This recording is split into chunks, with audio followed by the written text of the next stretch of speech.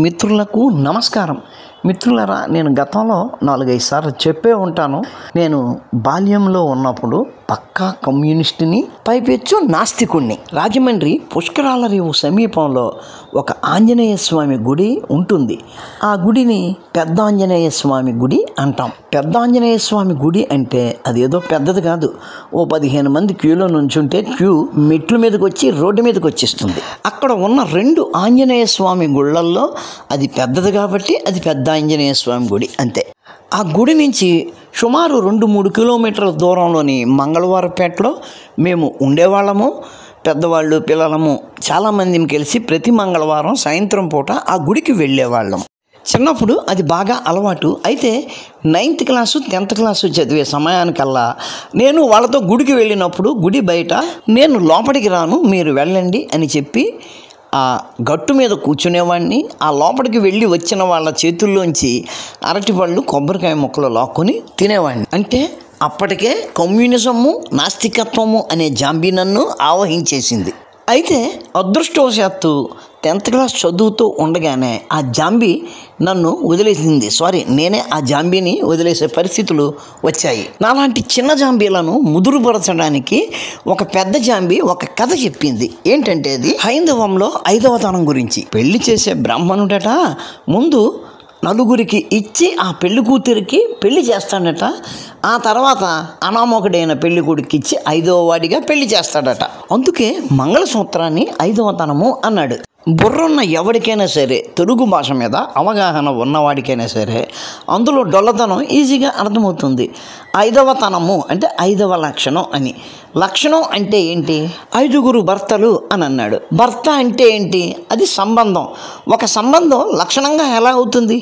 అన్న, చెల్లి, భర్త ఇవన్నీ సంబంధాలు. మరి తనము అంటే లక్షణం, అంటే మంచితనము, చెడుతనము ఇవన్నీ లక్షణాలు, వాటిని తనము అంటాం. వివాహము అనేది లక్షణం ఎలా అవుతుంది? అది ఒక బంధం కదా అని నేను ఆయన్ని ప్రశ్నించేటప్పటికీ వాళ్ళకి కోపం వచ్చింది. వాళ్ళు అణుచుకుని ఇటువంటివి మీటింగుల్లో అడగకూడదు అన్నారు. నాకు అందులో డొల్లతనం అర్థమయ్యింది. వెంటనే ఆ రోజు సాయంత్రమే ఆంజనేయ స్వామి గుడికి వెళ్ళి కొబ్బరికాయ కొట్టాను. నేను ఆ వయసులోనే ఆ బూటకపు భావజాలం యొక్క పడగ నీడలోంచి బయటకు వచ్చేసాను. కానీ ఇప్పటికీ కూడా వయసు ముదిరి ముసలివాళ్ళు అయిపోయినప్పటికీ అదే బూటకపు భావజాలాన్ని నమ్ముతూ ఉన్నవాళ్ళు చాలామంది ఉన్నారు. పైగా వాళ్ళు చాలా పెద్ద మనుషులుగా చలామణి అయిపోతున్నారు, ప్రొఫెసర్లు అని చెప్పుకుంటున్నారు. అటువంటి వాళ్ళని చూస్తుంటే నాకు జాలి వేస్తుంది. అటువంటి వాళ్ళలో ఒకరు మన ప్రొఫెసర్ కె నాగేశ్వర్ గారు. ఒక దగ్గర ప్రొఫెసర్ కె నాగేశ్వర్ గారు హిందూ మతానికి నిర్వచనాన్ని ఇచ్చారు. ఆయన అతి తెలివికి, అందులోని డొల్లతనానికి నాకు నవ్వు వచ్చింది. ఒక్కసారి మనం కూడా దాని మీద మాట్లాడదాము అని అది నేను డౌన్లోడ్ చేసుకుని చూసేటప్పటికి ఒక ఆశ్చర్యం ఏంటంటే అది నాగేశ్వరరావు గారి ఛానల్ కాదు, అది మన తులసక్కయ్య గారి ఛానల్. అంటే ఆవిడ సారు గారిని ఇంటర్వ్యూ చేసి ఒక వీడియో పెట్టినట్టున్నారు. అందులోంచి ఒక మొక్క తీసి షార్ట్ పెట్టారు. అది మన కళ్ళల్లో పడింది. 70 ఏళ్ళు కాంగ్రెస్ ప్రభుత్వం ఆ దరిద్రాన్ని మనకి అంటగట్టింది. అదే వ్యవహారాన్ని ఈయన ఇంకా నిజము అని మనల్ని నమ్మించడానికి చూస్తున్నాడు. ఆయన ఏమన్నాడో ఒక్కసారి పరిశీలిద్దాం. ఇన్ని వేల సంవత్సరాలుగా హిందూ ధర్మం అనేక రకాలైనటువంటి దాడులకు నిలిచింది అంటే దాంట్లో ఉన్న సార్వజనీనత్వమే. సంకుచితత్వం అంటే నిలబడేది కాదు. బాగుంది సార్, చాలా చక్కగా చెప్పారు. సార్వజనీనత్వము, సంకుచిత్వము, ఆ రెండిట్లకి మీరు నాకు కొద్దిగా డెఫినేషన్లు చెప్పాలి సార్.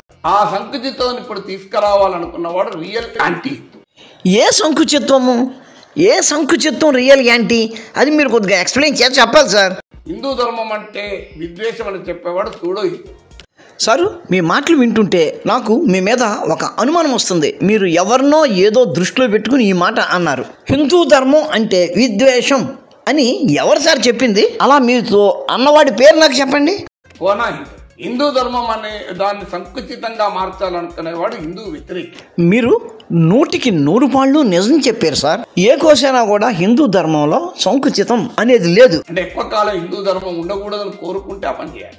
అవును సార్, హిందూ ధర్మం ఎక్కువ కాలం ఉండకూడదు అని కోరుకునే వాళ్ళు ఈ దేశంలో చాలామంది అయిపోయారు. చాలా సంకుచితంగా హిందూ ధర్మం మీద రకరకాలుగా కామెంట్లు చేస్తున్నారు, దానికి మసి పూస్తున్నారు. వాళ్ళ సంగతి మేము చూసుకుంటున్నాం. సంకుచితంగా ఉండేవాడు ఎవరిని మేము వదలం. నేను అలా కోరుకోను. ఇంకా 10,000 సంవత్సరాల వరకు కూడా హిందూ ధర్మం ఉండాలి అని కోరుకుంటాను కనుక ఆ ధర్మంలో ఉన్న ఆధునికత్వం, ఆ ధర్మంలో ఉన్న సార్వజనీనత, ఆ ధర్మంలో ఉండే సార్వత్రిక విలువల్ని ప్రేమిస్తాను, ప్రేమించామని చెప్తాను. నేను మిమ్మల్ని మళ్ళీ అడుగుతున్నాను, మీకేమైనా సంకుచితత్వం ఉందా? లేదు కదా.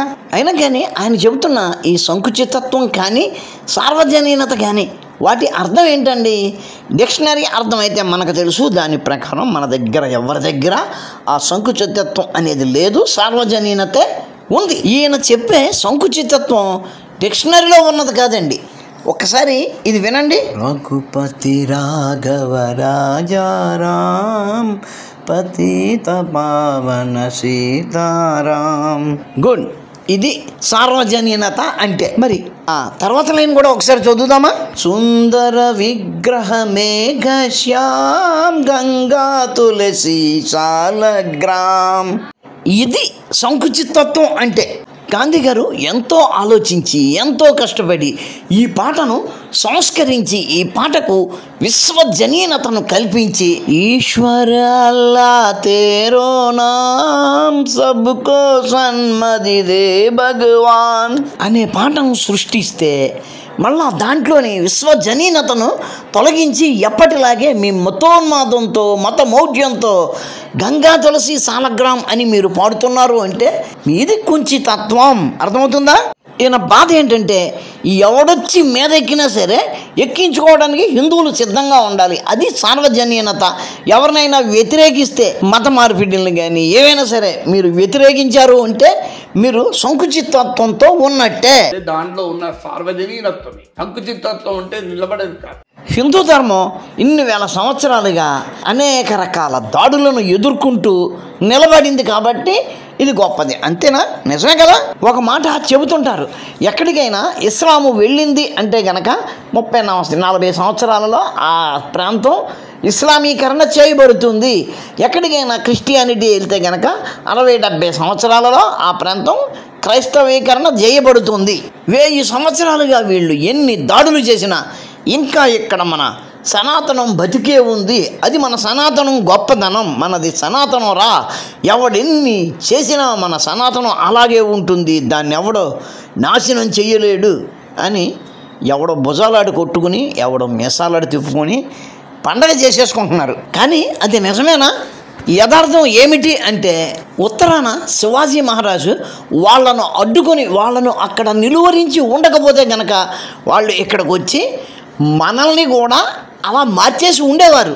అక్కడికి కర్ణాటక డక్కన్ ప్రాంతాల్లోకి వచ్చేసారు కదా. ఈయన అంటున్న సంకుచితత్వంతో వాళ్ళను డక్కన్లోకి రాకుండా అప్పుడే ఎవరైనా నిలువరించి ఉంటే గనక దీంతో సంకుచితత్వంతో ఈ రోజున పాత బస్తీలో గొప్పవైనటువంటి 8 దేవాలయాలకు ధూప నైవేద్యాలు లేకుండా పోయాయి కదా. ఆ పరిస్థితి ఉండేది కాదు. అప్పటి వాళ్లకు ఆ సంకుచితత్వం లేకపోవడం వల్ల ఆ దేవాలయాలు మూతపడిపోయాయి. ఇన్ని వేల సంవత్సరాలుగా హిందూ ధర్మం అనేక రకాలైనటువంటి దాడులకు నిలిచింది అంటే ఎక్కడ నిలిచిందంటే శివాజీ మహారాజు లాంటి వాళ్ళను అక్కడ నిలువరించారు కాబట్టి వాళ్ళు రాలేకపోయిన దక్షిణ ప్రాంతంలో హిందూ మతం అట్లా నిలిచి ఉంది. ఇన్ని వేల సంవత్సరాలుగా అనేక దాడులను ఎదుర్కొని హిందూ ధర్మం నిలిచి ఉందా? ఎక్కడ నిలిచి ఉంది? ఏది? ఆఫ్ఘనిస్తాన్లో హిందూ ధర్మం ఉందా? అక్కడ అదృశ్యమైపోయింది కదా. ఇక్కడ పాకిస్తాన్ అని లేదు, ఈ మ్యాప్ మీద అట్లా రాసి లేదు. కానీ కుక్క లాంటి ఈ బొమ్మ చూస్తే తెలిసిపోతుంది కదా ఇది పాకిస్తాన్ మ్యాపే అని. ఏది? ఇక్కడ హిందూ ధర్మం ఉందా? అదృశ్యమైపోయింది కదా. ఇది బంగ్లాదేశ్. మరి ఇక్కడ హిందూ ధర్మం ఉందా? ఏమైపోయింది? అదృశ్యమైపోయింది కదా. మరి ఇవేంటి? ఇవి కేరళ, వెస్ట్ బెంగాల్ రాష్ట్రాలు. ఆల్రెడీ ఇక్కడ సనాతనం డెత్ బెడ్ మీద లైఫ్ సపోర్ట్స్తో బతుకుతుంది. అంటే సారు గారు చెప్పిన వేల సంవత్సరాలుగా ఎన్ని దాడులు జరుగుతున్నా సనాతనం నిలిచే ఉంది అన్నమాట అబద్ధమే కదా. మన దేశంలో ఇంకా నిలిచే ఉంది కదా అని అనొచ్చు. ప్రపంచంలో ఎక్కడో దగ్గర సనాతనం నిలిచి ఉండొచ్చు, కానీ ఆ దాడులు చేసిన దగ్గర సనాతనం ఏమీ నిలిచి లేదు. ఇప్పుడు ఎక్కడైతే సనాతనం ఇంకా నిలిచి ఉందో అటువంటి దాడులు పదే జరిగితే ఖచ్చితంగా అక్కడి నుంచి కూడా మాయమైపోతుంది. ఆ ధర్మంలో ఉన్న ఆధునికత్వం, ఆ ధర్మంలో ఉన్న సార్వజనీనత, ఆ ధర్మంలో ఉండే సార్వత్రిక విలువల్ని ప్రేమిస్తారు. మీ ధర్మం మీద దాడి చేసేవాడిని నువ్వు ప్రేమించాలి, అటువంటి వాడినే ఈయన ప్రేమిస్తాడట. ఈయన ఎటువంటి వాడిని ప్రేమిస్తే మనకెందుకు? మనం మాత్రం ఇలాంటి వాళ్ళ మాటలు వినకుండా ఎవడైతే మన ధర్మం మీద దాడి చేస్తారో వాళ్ళను ఏకి పారేద్దాం. అదే మిత్రులారా, వీడియో నచ్చితే లైక్ చేయండి, షేర్ చేయండి, మీ కామెంట్ పెట్టండి. మన ఛానల్ని ఇంకా సబ్స్క్రైబ్ చేసి ఉండకపోతే వెంటనే సబ్స్క్రైబ్ చేయండి. ఉంటాను. నమస్కారం. మతోన్మాదంపై రామబాణం.